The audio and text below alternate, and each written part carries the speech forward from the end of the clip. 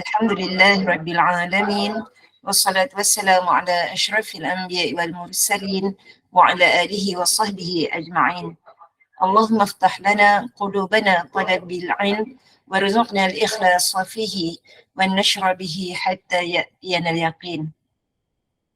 Ya Allah, Ya Rahman, Ya Rahim, bukakanlah hati-hati kami agar dapat kami menerima ilmu dan kurniakanlah kepada kami keikhlasan dalam kami mencari ilmu, mengamalkannya serta menyampaikan hingga ke akhir hayat kami. Amin, amin, Allahumma amin. Assalamualaikum warahmatullahi wabarakatuh. Yang saya hormati Al-Fadhil Ustaz Muhammad Nazri, Imam Masjid Negara, Puan Pengerusi Bunda yang saya kasihi, Puan Rosniati Mansur dan barisan AJK Gemenur Iman, seterusnya para jemaah yang dirahmati Allah Subhanahu wa taala. Jutaan terima kasih pada semua kerana sekali lagi hadir untuk sama-sama kita imarahkan Taman Syurga Gemenur Iman pada malam ini. Masih lagi mentadabur surah Ali Imran, insya-Allah. Malam ini Al-Fadhil Ustaz akan menyambung pada ayat 22. Dengan ini saya mempersilakan Al-Fadhil Ustaz untuk memulakan majlis dengan Ummul Kitab dan seterusnya menyambung tadabbur dalam kuliah maghrib kita malam ini. Tafadhal mashkura ya Ustaz. Bismillah. A'udzubillahi minasyaitonirrajim. Bismillahirrahmanirrahim. Alhamdulillahi rabbil alamin. Arrahmanirrahim. Maliki yaumiddin. Iyyaka na'budu wa iyyaka nasta'in. Ihdinas siratal mustaqim. Siratal ladzina an'amta 'alaihim ghairil maghdubi 'alaihim waladdallin. Amin. So kita nak masuk ayat yang ke-22. Namun ayat ini berkait secara langsung dari ayat 19. Dia merupakan perenggan panjang. Start daripada ayat 19, Allah nyatakan tentang kesudian Allah menerima ad-din yang sebenar ataupun agama di sisi Allah ialah Islam. Dan bagaimana pemahaman kita terhadap Islam, dia bukan sekadar ada kitab dan ada tuntutan ilmu. Tetapi ilmu daripada kitab itu perlu membentuk hati yang sejahtera, hati yang tidak ada baghia. Itu dia punya anchor yang pertama. Bila hati tiada baghia, kita takkan gaduh-gaduh. Kita takkan gaduh-gaduh. Sampai ke tahap bila ada orang lain yang cuba berhujah, berdebat dengan kita, maka kita akan secara secara naturalnya mengembalikan perdebatan itu, ilmu itu kepada Allah Subhanahu wa taala. Dan inilah sunnah Nabi sallallahu alaihi wasallam. Nabi tak suka nak berdebat-debat ni.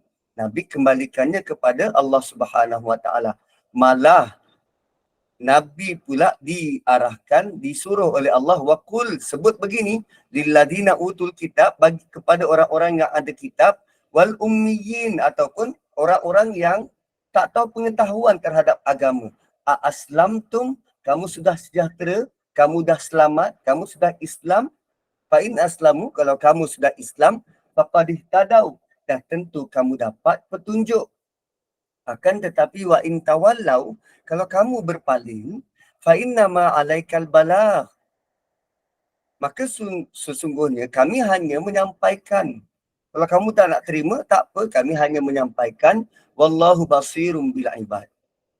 Kemudian perenggan itu diteruskan dengan bagi orang-orang yang tak nak terima. Kalau tadi kita dah sampaikan, dia tak nak terima, bagi kita cuma kata kami cuma menyampaikan. Sekarang Allah cerita pula orang yang tak nak terima tu apa jadi. Begitu. Orang yang tak nak terima tu apa akan berlaku pada mereka.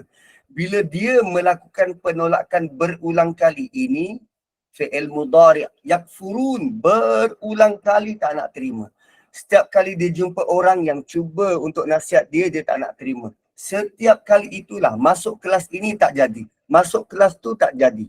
Kan dia tetap tak nak terima, malah yang ditolak ini yang dia enggan dan kufur terhadap ayat-ayat Allah, terhadap ayat-ayat bukan sekadar ayat dalam kitab dia, tetapi termasuk ayat Quran. So bila benda ni berlaku berulang kali, dia akan menjadikan hati dia keras sehingga dia berani membunuh sunnah Nabi dalam diri dia. Wa yaqtuluna nabiyyin. Kalau dahulu orang sampai sanggup bunuh nabi mereka. Tapi orang sekarang nabi dah tak ada. Nabi akhir zaman sudah pun wafat.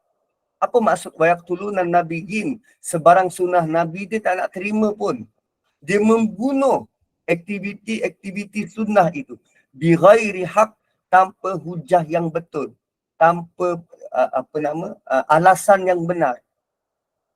Malah dia bukan sekadar bunuh nabi, tapi dia membunuh alladzina ya'muruna bil qisti minan nas.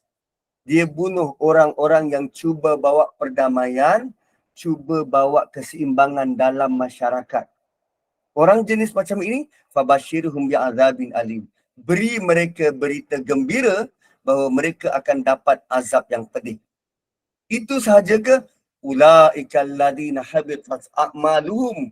Mereka inilah yang rosak amal perbuatannya. Habita ni gugur. Habita, gugur. So, dia bukan tak pernah buat baik, dan sebarang perbuatan baiknya bukan tidak dikira oleh Allah. Setiap kali manusia buat baik, Allah nilai dia sebagai ganjaran amal. Allah terima setiap kali buat baik. Tetapi bila PL-nya macam tu, Quran tak nak terima, sunnah Nabi tak nak ikut, hanya dengan buat benda tu, tapi dia tetap bersedekah. Dia kaya, dia buat yayasan itu, dia buat yayasan ini. Dia bantu orang miskin, dia bantu orang sakit. Dia buat. Tapi segala amal baik dia itu, kerana dia tidak beriman, rosak segala bentuk perbuatan baiknya itu. Di dunia dan di akhirat. Bukan kita tak nampak orang-orang yang kaya, orang-orang yang kafir ini kaya, tapi dia banyak buat donation, dia banyak buat bantu. Malah donationnya, dia punya sumbangan itu lebih banyak dan lebih besar daripada kita orang Islam yang beriman. Allah kata bukan saja imannya gugur, tetapi segala bentuk amal baik yang dia pernah buat dulu akan jadi zero. Akan jadi zero. Ulaika alladhina habitat a'maluhum fid dunya wal akhirah. Dekat dunia, segala amal baik yang dia buat dekat dunia habis zero. Wal akhirati wa ma lahum min nasirin. Nanti dia dekat akhirat, dia langsung tak dapat sebarang pertolongan. Tuan-tuan, perkara paling penting berlaku dekat akhirat ialah pertolongan dari Allah. Pertolongan dari Allah. Sebab, kenapa Allah sebut tentang wa ma lahum min nasirin? Dia tak dapat sebarang bantuan, tak dapat sebarang pertolongan. Bila ditanya kepada orang-orang ni, why you buat baik ni semua? Kenapa mau bina sekolah, mau bantu orang-orang anak-anak yatim ini belajar? What? Mana tahu nanti Tuhan Allah tolong saya. Jawapan dia, mana tahu nanti dia akan ditolong. Dia tak ada idea pun tentang nak tolong apa. Tapi jauh di hati, dia perlu bantuan dan pertolongan. Problemnya, Allah tidak pun sebut tentang dia beriman tak beriman dalam ayat. Allah cuma kata utul kitab. Dia pernah diberi kitab. Dan Allah tidak mention kitab apa. Inilah yang mengerikan. Ini yang menakutkan. Allah tidak mention dia dapat kitab Bible. Tidak mention dia dapat kitab Taurat. Dan kemungkinan besar dia dapat kitab Quran. Dia pernah diberi kitab, dia ada ilmu. Tetapi kitab dan ilmu tentang kitab ini tidak berjaya membentuk hati dia untuk kekal sejahtera kepada orang lain. Bahaya tak? Bahaya. Kita kalau baca serius ayat-ayat semacam ini, kita rasa kita sebenarnya dalam ayat ni. Wa malahum min nasirin. Kalau dekat dunia apa saja amal baik kita tidak diterima, dekat akhirat nanti kita langsung tidak dapat sebarang bantuan. Bantuan jenis apa yang kita harapkan ke akhirat? Bantuan untuk dapat syafaat. Wow, waliyazubillah. Sebab tu kemuncak kita beragama ini dinilai daripada bagaimana hati dan akhlak yang terjelma melalui hati yang baik. Apa tadi dia anchor? Bagian bainahum. Kita okey je kalau bonda Rosniati dapat apa nama first prize tikam nombor. Kita okey je kalau orang lain lebih berjaya dari kita. Kita okey je kalau orang lebih faham agama daripada kita. Kita okey, tak ada rasa dengki, tak ada rasa cemburu, tak ada bagian. Sebab bagian ni sangat luas, sangat vast dia maksud. Apa saja rasa cemburu, iri hati, hasad dan dengki daripada hati, itu semua bagian bainahum. Kuncinya apa? Dia ada ilmu. Bukan sekadar ada ilmu. Ilmu ni melambangkan dia lebih berbanding orang lain. Dan ini adalah penyakit yang sangat bahaya. Rasa lebih berbanding orang lain. Dan dia mula bersaing. Satu dalam agama ini, dia tak ada bentuk persaingan. Umar tidak bersaing dengan Abu Bakar. Sebab kalau mereka bersaing, dah tentu Umar akan belanjakan harta dia 100% seperti mana Abu Bakar. Kan? Abu Bakar belanjakan harta dia 100% untuk agama. Umar pula 50%. Kalau bersaing, dah tentu Umar akan keluarkan semua harta dia 100%. Dan kita tahu antara sahabat yang paling kaya Osman. Kenapa Osman tak belanjakan harta dia 100% sedangkan dia lebih kaya? Sebab mereka tidak bersaing. Apa yang mereka belanjakan ikut kemampuan dan apa yang hati dia nak. Gitu. Sebab tu tak ada grading di antara sahabat. Oh, ini sahabat kelas A, yang ni sahabat kelas B, yang ni sahabat kelas C. Kita saja umat akhir zaman ini yang dibentuk cara kita berfikir, oh kita kena ada grade. Sehingga yang jadi mangsa siapa? Anak-anak kita. Anak kau berapa A? Anak aku sebab lambat bangun, dia dapat D je. D dengan C. Hak A dan B dah habis. No, bukan begitu. Elakkanlah bersaing ni. Sebab persaingan ni tak pernah sihat. Tak pernah sihat.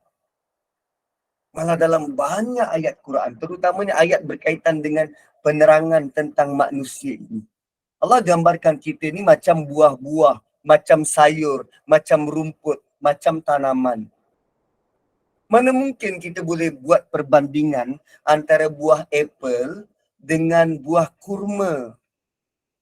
Tak boleh. So, kalau saya buah apple, Bonda Rosniati buah tembikai, mana boleh buat perbandingan?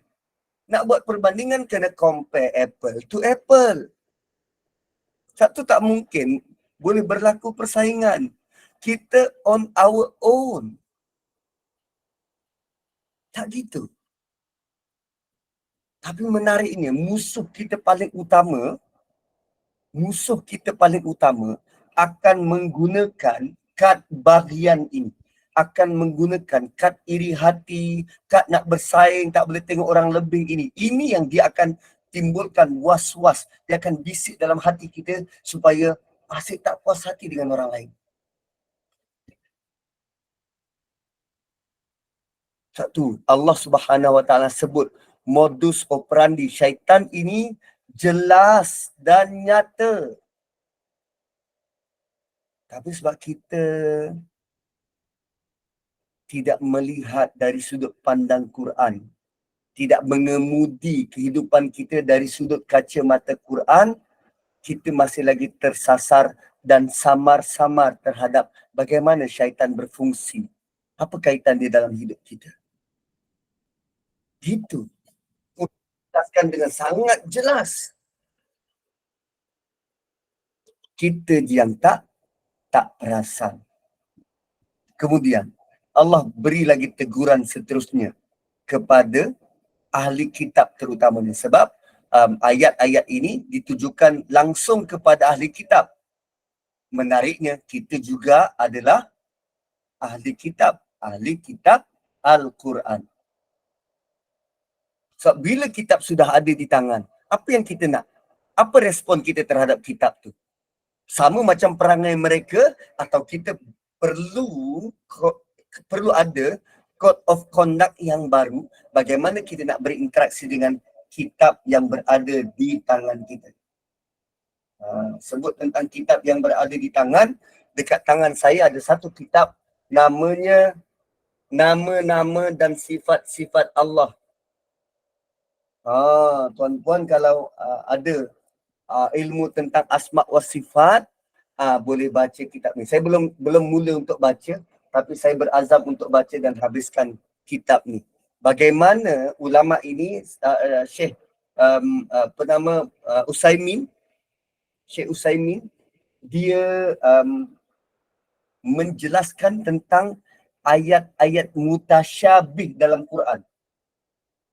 Nama-nama dan sifat Allah, ada ayat-ayat yang sebut tentang tangan Allah, tentang wajah Allah dalam Quran, bagaimana dia menjelaskan dan menerangkannya dalam gaya bahasa yang kita rasa that's it. Ini antara maksud yang kita perlu faham. Usaha dia untuk memahamkan supaya kita tidak menggambarkan, oh Allah ada tangan, oh Allah ada muka dan sebagainya. Begitu. Tak apa, biar saya baca, biar saya yang teruk, nanti saya cuba untuk fahamkan dengan gaya bahasa yang sangat mudah. Gitu. So ayat 23, alam tara ilal ladina utu nasibam minal kitab. Engkau tak rasa pelik ke tengok orang-orang yang diberi kitab dan bagaimana sikap mereka? Translation daripada ayat ni, tidakkah engkau rasa pelik memikirkan sikap orang-orang yang telah diberi sebahagian dari kitab? Alam tara ilal ladina utu nasibam minal kitab. Yang dimaksudkan dalam ayat ni asalnya ialah ahli kitab.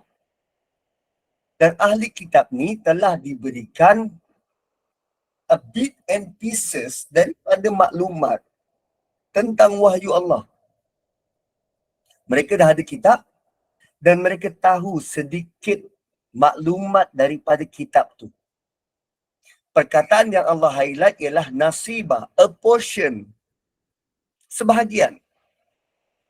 So, sebahagian ni maksudnya dia faham sikit je. Dia bukan faham semua pun. Daripada satu ayat tu dia faham satu perkataan je. Memang dalam kitab Taurat, dalam kitab Injil tu sebenarnya sangat banyak pengajaran. Sangat banyak hikmah. Dan Allah beri isyarat dalam ayat ini, mereka diberi pemahaman sedikit. Why sedikit? Ayat ni ditujukan kepada ahli kitab zaman sekarang, zaman Nabi. Kenapa sedikit? Sebabnya begini. Bagi orang Yahudi, mereka ada kitab apa? Kitab Taurat. So, kitab Taurat ni bahasanya apa? Hebrew. Taurat bahasanya adalah bahasa Ibrani. Dan bahasa Ibrani sudah pupus. Orang sekarang tak baca bahasa Ibrani ni. Dah pupus. Sama seperti kitab Injil. kitab Injil juga menggunakan bahasa orang Yahudi lama.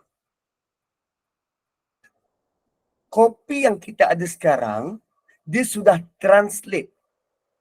Dia sudah translate ke bahasa Greek. Daripada bahasa Ibrani menjadi bahasa Greek. Dan daripada bahasa Greek ditranslate kepada bahasa Inggeris. Kan? Bahasa Inggeris. So, berapa kali translation tu, sekurang-kurangnya? 1-2 bahasa. Dia sudah ditranslate ke 2 bahasa.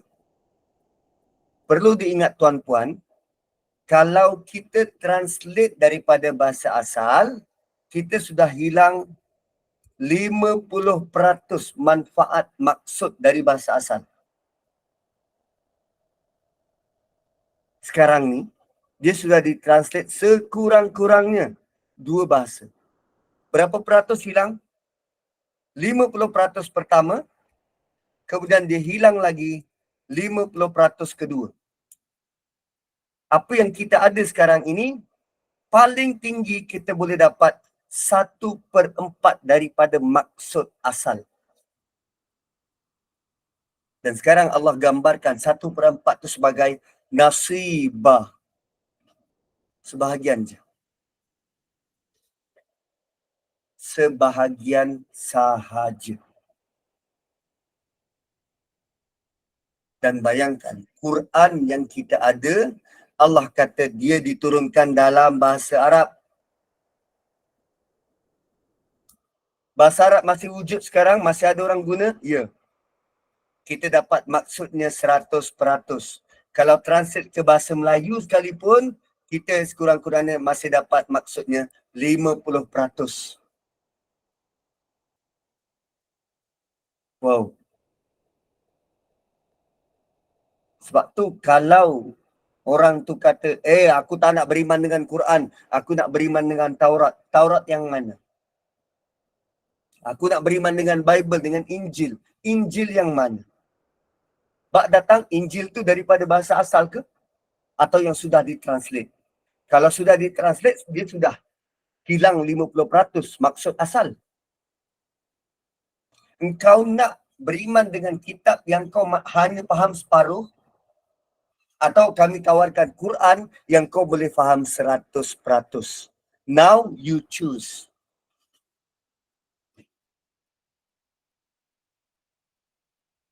Dan bila Allah nyatakan bahawa mereka hanya faham separuh, lalu Nabi datang, Nabi menyeru mereka, yuda'auna ila kitabillah. Nabi datang dan menyeru mereka kepada jomlah ikut Quran. Kenapa ikut Quran? Sebab ada undang-undang dan hukum yang boleh dijadikan, boleh mengadili mereka. Liyahkuma bainahum. Dijadikan hakim antara mereka. Kalau mereka berselisih, ada satu hukum daripada Quran yang mereka boleh ikut. Sepatutnya bila mereka diajak untuk belajar kitab Quran, dan kitab Quran ini sempurna supaya mereka dapat ilmu yang baru, supaya hukum agama tertegak, so sepatutnya mereka ikut. Mereka lah yang patutnya beria untuk belajar Quran. Sebab mereka sudah ada idea daripada kitab dulu. Oh, kitab dulu sebut hukum macam ni. Quran datang bawa hukum yang serupa, cuma lebih sempurna. Apa yang berlaku? Summa yatawalla fariqum minhum. Kemudian satu puak daripada mereka tak nak ikut. Asalnya, kalau puak Yahudi ni, dia ada 12 puak. Bayangkan begini, mereka ada 12 puak, Nabi ajak semua. Nabi ajak semua. satu daripada 12 puak ni tak nak ikut. Satu daripada 12 puak ni tak nak ikut. Kesan dia apa? Semua tak nak ikut. Ada yang degil dan berpaling. Perkataan fariqun maksudnya apa? Dia daripada 12 puak ni, ada sebahagian puak tu yang buat parti baru, yang buat pecahan baru. Bukan daripada 12 pecahan yang sedia ada, tapi gabungan 12 pecahan ni buat keluar pecahan baru. Kalau dalam parti politik, dia buat parti baru. Malah mereka terus-menerus degil, tak mahu ikut seluruh syariat. Walhal dia tidak bersetuju dengan satu benda je. Semua dia tolak. Saya tak tahu apa bentuk perkataan yang lebih degil daripada apa yang mereka buat ni.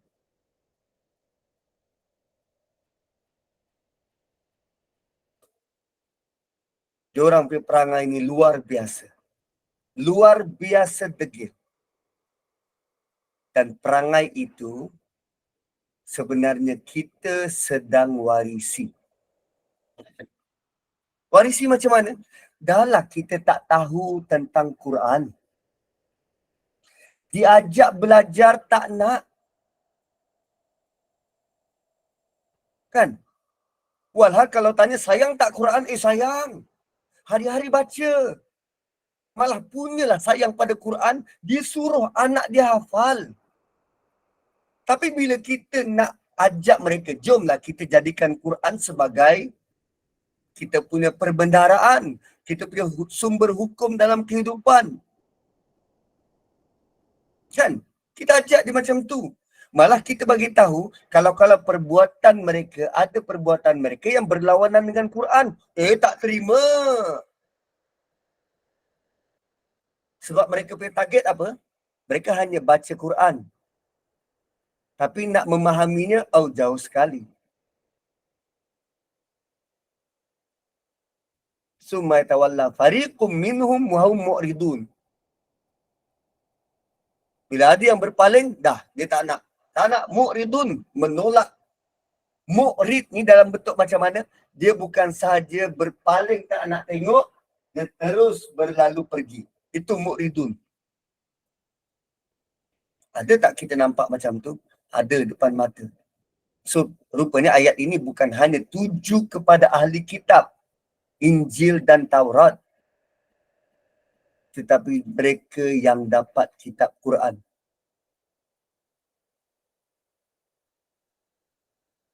Kenapa mereka bersikap begitu? Kenapa bila diajak kepada Quran, diajak kepada nak faham Quran, nak berhukum dengan Quran, dia tak nak. Tapi dalam masa yang sama, bila disebut tentang engkau sayang tak Quran? Sayang. Malah kalau jumpa Quran, dia berakhlak dengan Quran ni macam mana? Dicium-cium. Dijunjung, cium, dijunjung. Suruh baca, dibaca. Tapi suruh faham tak mau. Kan? Kenapa boleh timbul sikap macam tu? Sebab jauh di sudut hati. Jauh di sudut hati dia rasa selamat. Cukuplah aku dah ada Quran, aku rasa selamat dah. Selamat macam mana? Bila ditanya kepada mereka, mereka cakap macam ni. Lan tamassanan naru illa ayyaman ma'dudat. Kalaupun kami masuk neraka, kami masuk beberapa hari je.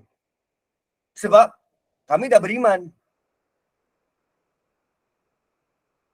Kalaupun masuk neraka, at least Allah dah bagi tahu nanti sampai satu masa Allah akan perintahkan kepada Jibril. Jibril, cuba tengok dekat neraka tu. Mana-mana orang yang ada sedikit iman, keluarkan mereka. At least kami dah beriman lah Ustaz. Zalika bi annahum qalu lan tamassana an-naru illa ayyaman ma'dudat. Mereka mendakwa kami sekali-kali tak akan disentuh oleh api neraka melainkan beberapa hari saja. Paling lama beberapa minggu je Ustaz. Akhirnya masuk syurga juga. Apa dah hal? Malah keyakinan orang Yahudi dan orang Nasrani, mereka perasan dan mereka sangka yang mereka akan masuk neraka paling lama pun 40 hari je. Sebab tu mereka berani buat kerana sangkaan mereka. Kalaupun masuk neraka, bukan masuk Melaka, masuk neraka pun tak lama. Kan anak-anak sekarang kan berani mempermainkan neraka itu kerana dekat dengan Melaka. Tak apalah, kita masuk Melaka lah, masuk Melaka. Jangan buat main. Neraka dan syurga bukannya tempat untuk kita berlawak-lawak dan buat main. Ada yang kata, tu, celup-celup je lepas tu masuk syurga. Dan oleh kerana ada kepercayaan macam ini, maka mereka sampai ke tahap tidak takut menipu atas nama agama. Mereka tahu ada neraka. Tahu mereka mungkin akan masuk, tapi mereka sangka, kalau masuk pun sekejap saja, aku bukan tak ada iman. Kan? Mereka sangka mereka ini umat terpilih. Kita kan umat Muhammad, umat terpilih.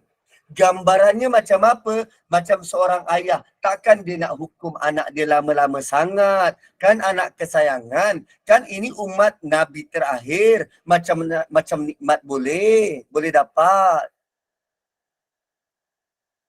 Malah lafaz yang Allah guna ialah ni ma'dudat. Ma'dudatin. Ma'dudat. Apa maksud ma'dudat? Boleh dikira dengan jari. Jumlahnya tu banyak, tapi tak adalah banyak sangat.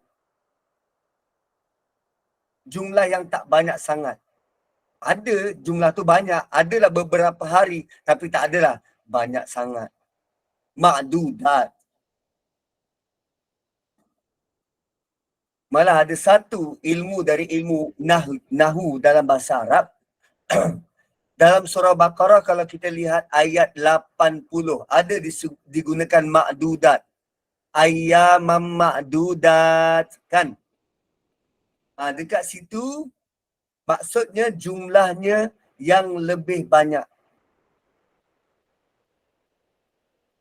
Cuba kita tengok ayat 80 surah Baqarah. Surah Baqarah ayat 80. Jom kita tengok 80, 70, 80.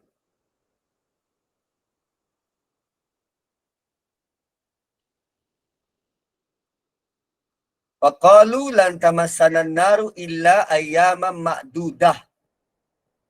Ma'dudah. Berbeza dengan yang tadi, ma'dudat. Satu ma'dudah, satu ma'dudat. Satu guna ta simpul tu, ta sok bonjot tu. Satu lagi ta yang terbuka macam ni. So apa beza dia? Kalau guna ta yang terbuka, bilangannya kurang berbanding ta yang tertutup.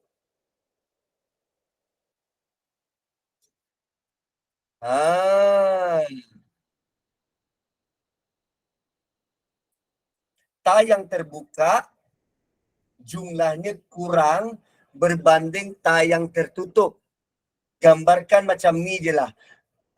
Guni tu masih terbuka, boleh lagi diisi, ada ruang banyak lagi kosong di dalamnya. Berbanding kalau guni tu dah tertutup, kan dah penuh. dah banyak isinya. So kalau ta tertutup tadi, ma'dudah itu banyak. Kalau ta terbuka itu sikit. Kenapa berbeza? Sedangkan kalau terjemah sama je beberapa hari, kenapa ta tu berbeza? Ini menakjubkan Quran ni. Kalau dalam surah ini, surah Ali Imran, Allah tak sebut dosa-dosa sebelum ni. Dosanya sikit je. Kan beberapa dosa saja. Dosa baghyan bainahum, dosa itu je lah baghyan bainahum, itu saja satu dosa. Sedangkan dalam surah Baqarah, bila Allah guna lafaz ma'dudah, ayat itu selepas series of dosa yang dibuat oleh Yahudi. Kan banyak dosa-dosa dia, menyakitkan Nabi Musa, kata kami nak tengok Tuhan dengan mata kepala, minta itu, minta ini. Lalu mereka sangka, kami masuk neraka hanya beberapa hari. Ni, ma'dudah ni.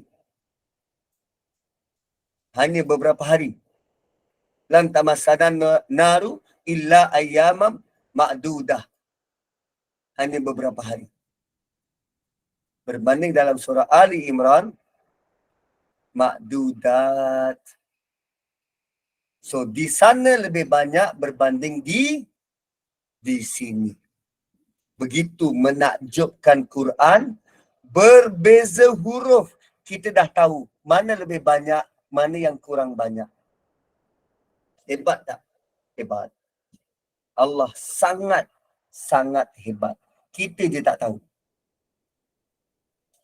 Siapa yang mereka kata, kalaupun masuk neraka, beberapa hari je. Lagipun dosa kita bukan banyak. Bukan kita tak baca Quran. Bukan langsung tolak Quran. Kami baca juga, Ramadan hatam juga. So padahal, kan, rupanya tuan-puan, mereka sebenarnya telah diperdaya. Wa gharrahum fi dinihim. Mereka telah diperdaya dalam urusan agama mereka. Mereka sebenarnya, Allah kata, terperdaya. Makanu yaftarun. Mereka diperdaya oleh dakwaan-dakwaan dusta yang orang-orang dalam kalangan mereka yang ada-adakan. Yaftarun, diada-adakan. Mereka diperdaya oleh fahaman sesat mereka. Mereka sendiri tak faham, pandai-pandai sendiri, lalu terperdaya. Mereka sendiri yang mereka cipta fahaman-fahaman itu. Ulama-ulama mereka, ustaz-ustaz mereka, pendeta-pendeta dalam agama mereka yang telah memutar belit agama, dan mereka yang tak belajar ni terus percaya tanpa usul periksa. Mereka tak pernah pun baca Quran, tak pernah pun periksa sama sekali sama ada yang disampaikan itu ada dalil atau tidak. Ini macam masyarakat kita. Kalau ustaz cakap macam ni, terus percaya sebab dia ustaz kot.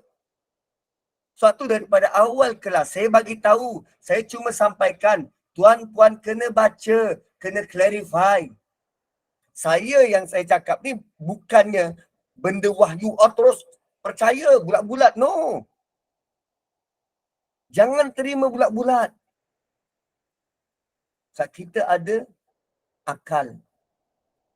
Kita kena double check, periksa sendiri.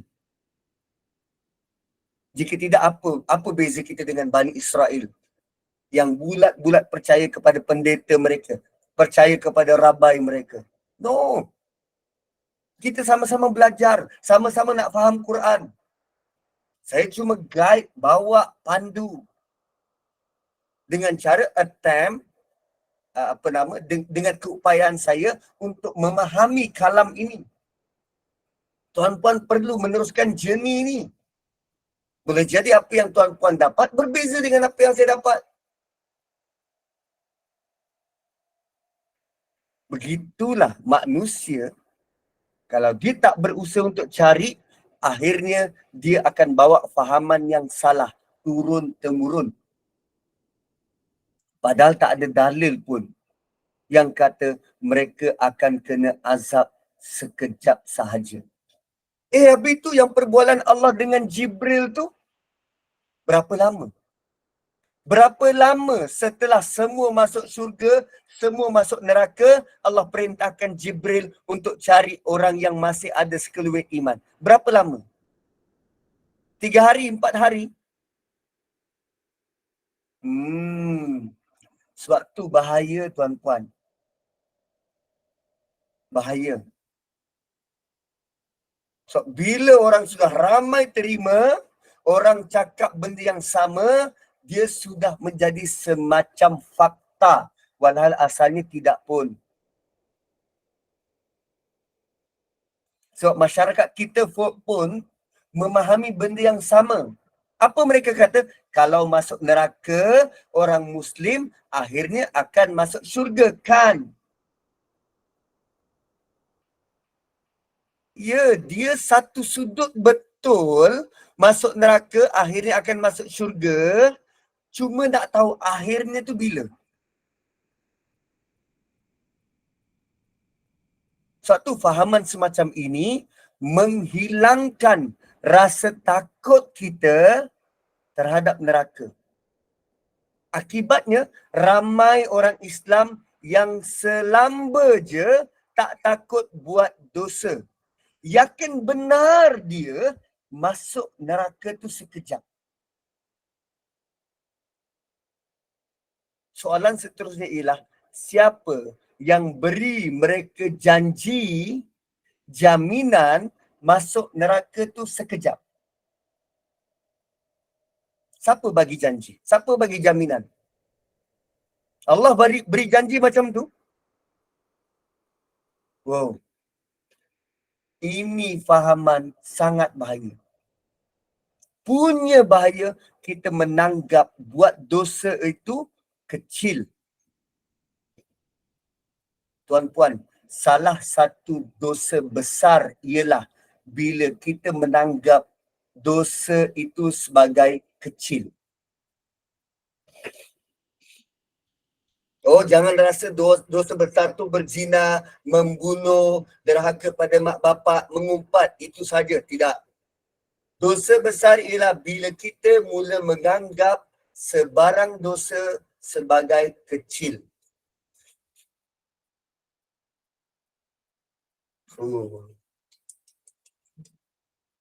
So, fahaman ini, fahaman masuk neraka sekejap, perlu dibuang jauh-jauh supaya bila kita terbuat kesalahan, kita rasa takut bukan kepalang. Kita akan sungguh-sungguh bertaubat. Kita akan berjanji. Buat aku janji pada Allah, aku tak akan ulang lagi buat benda ni. Jika tidak, kita makan rasuah, kita selamba. Kita menipu, kita selamba. Kita lambat solat, kita selamba. Tak kita rasa, alah, kalau kena pun nanti sekejap je, aku kan beriman. No. Allah itu maha baik. Tapi jangan salah guna kebaikan Allah. Allah itu maha pengampun. Tapi jangan pijak kepala. Jangan salah guna maha pengampun Allah sehingga kita berlambat-lambat untuk minta pengampunan. Dosa yang Allah tak ampunkan ialah bila kita rasa kita berdosa dan kita rasa, Allah kan maha pengampun. Itu tak diampunkan. Wow. Gitu. Kemudian Allah tanya. Allah tanya. bagi menghapuskan fahaman ini, Allah tanya, fakaifa idza jama'nahum liyaumil la raiba fi. Bagaimana pendapat mereka? Bagaimana jika kami himpunkan mereka pada hari kiamat yang tiada syak padanya? Kan, fahaman orang-orang ini ialah kalaupun kami masuk neraka, masuk sekejap je. So sekarang Allah bagi tahu, bagaimana kalau kami himpunkan mereka di hari yang confirm tak ada syak, wa ufiyat kullu nafsim bima kasabat. Dan kami sempurnakan bagi tiap-tiap orang balasan yang dia usahakan. Wahum la yuzlamun, dan mereka tidak dianiaya.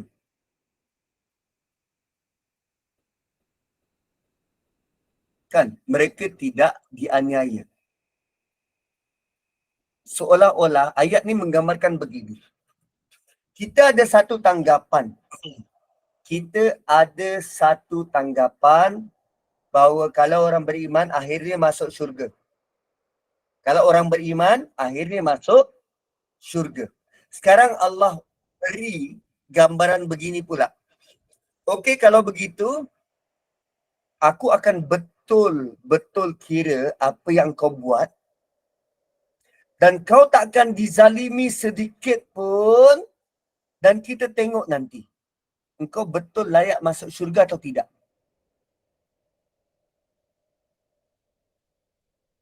Apa kita rasa kalau Allah cakap macam tu depan muka kita? Okey, baik, kalau macam tu aku akan betul-betul kira engkau buat baik ke tak baik ke, aku akan kira satu persatu, detail dan terperinci. Aku akan tanya satu persatu setiap helai rambutmu dan kau takkan dizalimi satu pun. Macam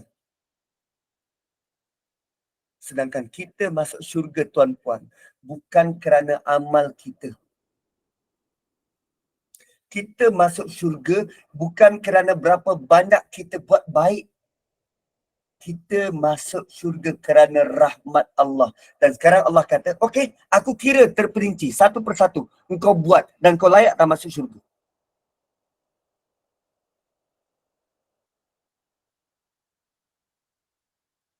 Ibaratnya macam ni. Kita ada seorang guru yang baik.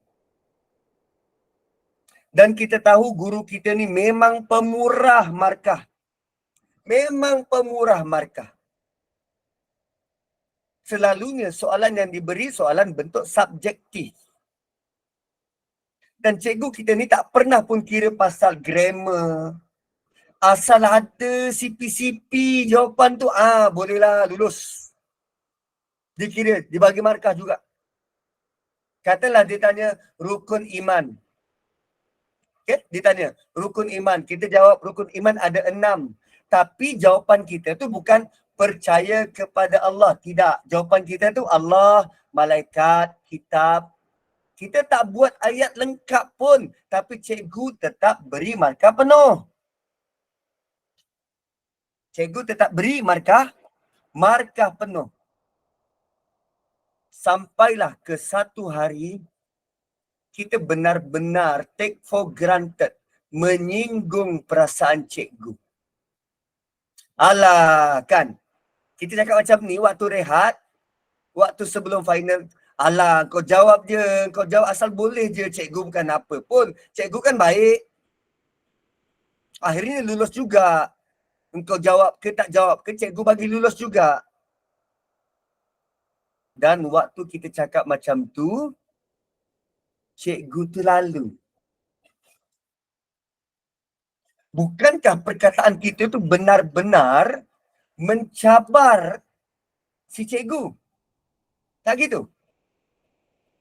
Cikgu tu lalu dan dia berhenti. Dan dia pandang tepat mata kita. Mulai saat ini, cikgu akan benar-benar kira. Ikut standard, ikut silibus. jawapan engkau. Dan kita tengok engkau lulus ke tak. Apa kita rasa? Dan beginilah weightage ayat 25 ini. Apa pendapatmu kalau aku, Allah kata kalau aku akan kira setiap usahamu. Sempurna tau markah tu aku kira. Kau buat ni, ini balasnya. Kau buat ni, ini balasannya. Aku akan kira satu persatu detail. Dan kau takkan dianiaya. Kau rasa kau boleh lulus tak? Kau rasa kau boleh masuk syurga tak? Tuan-puan, tolong jangan ambil ringan terhadap agama ini. Tolong jangan take for granted. Saya tak tahu apa take for granted dalam bahasa Melayu. Tolong jangan sambil lewa. Tolong jangan salah guna rahmat Allah. Tolong jangan salah guna kasih sayang Allah. Tolong. Tolong serius dalam beragama. Jangan pernah sekali-kali menganggap, masuk neraka tu sekejap je. No. Jangan. Jangan. Jangan cabar Allah Subhanahu Wa Taala. Kerana Nabi pernah bersabda, bila Allah tanya, setiap kita akan layak untuk dapat hisab yasirah. Hisab yang mudah. Nabi kata, sekali Allah tanya, kita akan berdiri depan Allah, akan ditanya. Tapi bila Allah mula tanya, manusia tu takkan terlepas. Dia takkan selamat. Sebab bila Allah mula tanya, Allah akan tanya detail. Suatu perbuatan kita, usaha kita, ibadah kita, kita berharap, ya Allah, Engkau terimalah apa yang aku buat ini. Janganlah aku tanya apa-apa. Kau terima je lah, ya Allah. Jangan sampai Allah tanya. Bila Allah tanya, Allah akan tanya detail dan kita tak akan terlepas. Allah kata, wahum la yuzlamun. Wahum la yuzlamun. So, banyak sebenarnya perbuatan-perbuatan kita yang menimbulkan tanda tanya. Kita tak bertanggungjawab. Kita buat acuh tak acuh. Wow. Kan? Dan ayat ni juga dalil bahawa kita hanya dapat hasil usaha kita. Wa'ufiyat kullu nafsim ma kasabat. Apa yang kita usaha, itu yang kita dapat.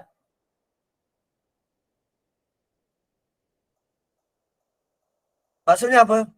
Dia tak ada subsidi daripada anak. Tak ada subsidi daripada ilmu yang bermanfaat. Tak ada subsidi daripada sedekah jariah. Tak ada. Ini usahamu sendiri. Kau boleh masuk ke tak? Sebab ada orang masuk syurga kerana doa anak dia. Ada orang masuk syurga kerana pahala jariah dia. Ada orang masuk syurga kerana ilmu dia berpanjangan. Tapi kalau Allah kira sepanjang engkau punya usaha sendiri atas muka bumi, tak ke mana pun. Itu semua subsidi dari Allah Subhanahu Wa Taala. Itu nilai rahmat, tuan-tuan. Kita kadang, saya terutamanya, saya boleh mengajar, memahamkan tuan-puan dengan bahasa yang mudah. Itu kerana doa tuan-puan pada saya. Baru semalam. Suara saya tak keluar pun. Tapi kerana doa tak putus dari tuan-puan. Hari ini saya boleh bersiaran dekat TV tanpa ada rasa nak batuk. Malam ini boleh bersiaran dengan begitu lancar tanpa ada rasa nak batuk. Itu bukan usaha saya pun. Doa daripada tuan-puan. Subsidi daripada tuan-puan. Doa tuan-puan yang Allah dengar dan Allah makbulkan. Bukan usaha saya sendiri pun. So kenapa perlu bersikap melangit sedangkan apa yang kita dapat semua doa subsidi daripada Allah Subhanahu Wa Taala. Satu dalam beragama, dia bukan 100% usaha kita pun, tapi banyak kita dapat daripada orang lain. Banyak kita dapat daripada Allah. Maka sebab tu janganlah buat andaian sendiri, andaian yang bukan minum kan. Saya minum semalam madu 3 gallon. Kan? So begitulah. Nasib baik madu yang itu isteri saya terima. Kalau madu yang lain, air berantakan. Kan sebut pasal madu, jam sudah menunjukkan 9.14, jom kita berhenti, aku sudah lapar. Barakallahu li wa lakum, kembali kepada moderator. Masya Allah. Minta maaf pada semua jemaah sebab masa sangat suntuk. Next class 9.15. Maka sebarang soalan kita bawa ke minggu depan, termasuk soalan saya juga. InsyaAllah. InsyaAllah. Dan kita bagi ruang lah Ustaz pada 8. Terima kasih banyak Ustaz. Alhamdulillah jazakumullah khairan kathira jazak kepada Al-Fadhil Ustaz Muhammad Nazri yang telah berkongsi tadabbur surah Ali Imran pada ayat 22 hingga 25 pada malam ini. Sebenarnya saya tengok pada ayat 21 tu ada bahasa Allah tu peringatannya sangat sinis Ustaz sebab bila mana Allah katakan bawakan mereka khabar gembira, sedangkan khabar gembira tu adalah satu azab. Masya Allah, ada ulasan di situ yang saya nak minta dengan Ustaz dan bersambung pada ayat 22, penegasan di mana mereka itulah orang-orang yang sia-sia amalannya di dunia dan di akhirat dan mereka tidak akan beroleh penolong tu saya highlight malam ni. Masya Allah, insyaAllah kita akan kupas pada next class Ustaz tentang soalan-soalan yang lain. Alhamdulillah, Allahumma arhamna bil Quran. Ya Allah, ya rahmatilah kami dengan Al-Quran. Segala kekurangan dan ketidaksempurnaan sepanjang kuliah maghrib malam ini berlangsung, saya Puan Azrina Abu Bakar mewakili tim Gema Nur Iman memohon jutaan kemaafan. Sebentar saja lagi kita akan bersama Al-Fadhil Ustaz Hadi yang akan menyambung pengajian tafsir Nurul Ihsan jilid 4 pada surah Al-Insan, insyaAllah. Sekali lagi dengan segala hormatnya saya mengucapkan jutaan terima kasih kepada Ustaz dan mempersilakan Al-Fadhil Ustaz untuk menutup kuliah maghrib kita dengan tasbih kafarah dan surah Al-Asr. Saya sudahi dengan wabillahi taufiq wal hidayah. Wassalamualaikum warahmatullahi wabarakatuh. Dipersilakan Ustaz. Subhanakallahumma bihamdik nashhadu an la ilaha illa anta wa nastaghfiruka wa natubu ilaik wal asri innal insana lafi khusr illa alladhina amanu wa amilus solihat wa tawassaw bil haqqi wa tawassaw bis sabr. Assalamualaikum warahmatullahi wabarakatuh. Terima kasih semua, terima kasih.